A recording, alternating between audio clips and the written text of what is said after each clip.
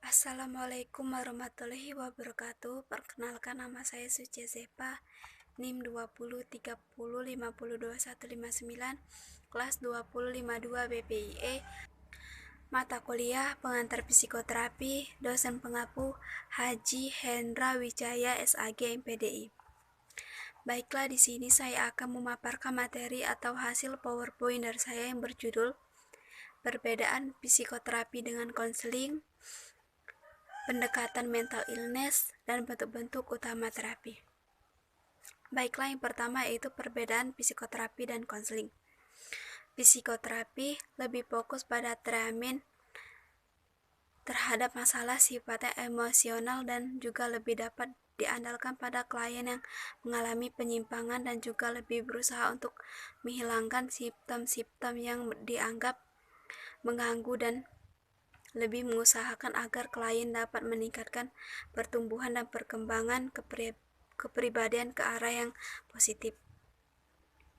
Sedangkan konseling lebih fokus pada interaksi antara konselor dan konseli dan lebih mengutamakan pembicaraan serta komunikasi nonverbal yang tersirat ketika proses konseling berlangsung dan semacam memberikan solusi agar konseli dapat lebih memahami lingkungan serta mampu membuat keputusan yang tepat, dan juga pentingnya konseli dapat menentukan tujuan berdasarkan nilai yang diyakininya.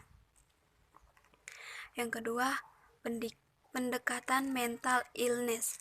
Jika Anda bertanya apakah itu mental illness yang sesungguhnya, kenapa terkadang kita masih memberikan label pada banyak orang lain, menganggap bahwa mereka juga memiliki penyakit mental illness hanya karena perilaku yang tidak sesuai.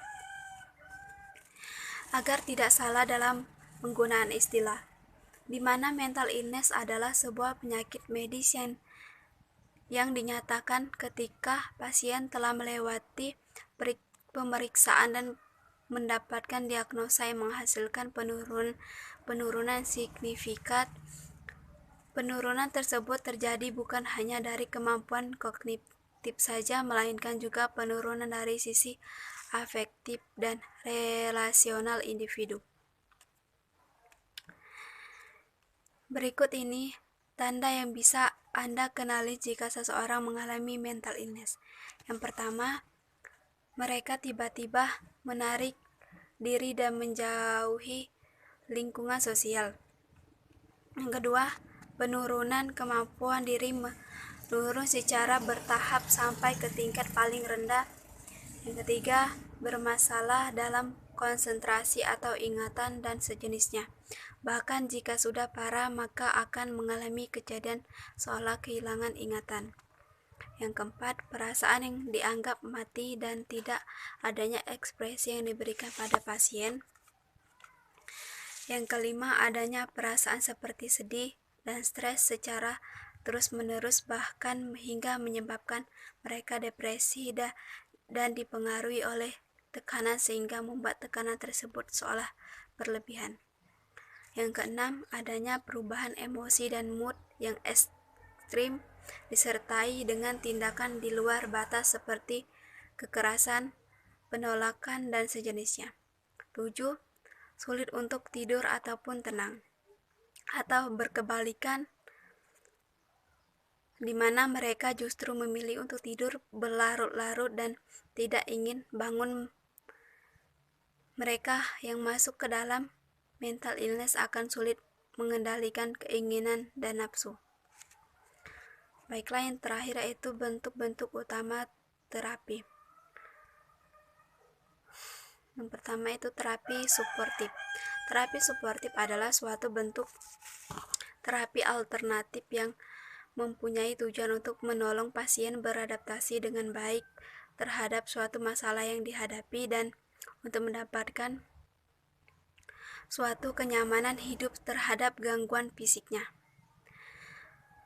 Terapi suportif menawarkan dukungan kepada pasien oleh seorang tokoh yang berkuasa selama periode penyakit. kekacauan atau dekompensasi sementara. Pendekatan ini juga bertujuan untuk memulihkan dan memperkuat pertahanan pasien dan mengintegrasi kapasitas yang telah terganggu. Cara ini memberikan suatu periode penerimaan dan ketergantungan bagi pasien yang membutuhkan bantuan untuk menghadapi rasa bersalah, malu, dan kecemasan dalam menghadapi frustasi atau tekanan eksternal yang mungkin terlalu kuat untuk dihadapi. Terapi reduktif. Terapi reduktif adalah untuk mencapai pengertian tentang konflik-konflik yang letaknya lebih banyak di alam sadar, dengan usaha berencana untuk menyesuaikan diri, memodifikasi tujuan, dan membangkitkan serta mempergunakan potensi-potensi kreatif yang ada. Cara-cara psikoterapi reduktif. 1. Terapi hubungan antara manusia, relationship terapi. 2. Terapi sikap, attitude terapi. 3. Terapi wawancara, interview terapi. 4. Analisa dan psikesa yang distributif. 5. Konseling terapeutik. 6. Terapi casework. 7. Rekondition. 8. Terapi kelompok yang reduktif. 9. Terapi somatif. Terakhir, terapi rekonstruktif. Terapi rekonstruktif yakni menyelami alam tak sadar melalui teknik asosiasi bebas, interpretasi mimpi, analisa daripada transversi. Tetapi ini untuk mencapai pengertian tentang konflik-konflik yang letaknya di alam tak sadar. Dengan usaha untuk mendapatkan perubahan yang luar daripada struktur kepribadian dan pengeluasan pertumbuhan kepribadian dengan pengembangan potensi penyesuaian diri yang baru. Cara psikoterapi rekonstruktif yaitu 1. Psikoanalisa Freud, psikoanalisa non-Freud, psikoterapi yang berorientasi kepada psikoanalisa. Baiklah, mungkin sampai di sini pemaparan materi dari saya. Mohon maaf jika masih ada salah kata dan kurang jelas penjelasan dari saya. Terima kasih. Wassalamualaikum warahmatullahi wabarakatuh.